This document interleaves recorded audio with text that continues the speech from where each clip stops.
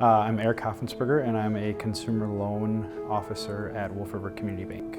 I'm involved with a couple. The biggest one is probably the Outagamie County 4-H Association. I'm an adult leader for the B Square Club. I help coach their basketball team, and I help out with the Outagamie County Fair, as well as other events throughout the year. Well, my wife grew up on a farm. I grew up in the city, so it was quite the shock. But her family's been big in the Outagamie County 4-H, so I was kind of brought into it as well, and I'm really glad I was. It's not just agriculture. Like I said, I coach the basketball team, so there's things that I can bring to the club that some other people might not be able to. My favorite part is probably seeing the kids grow up.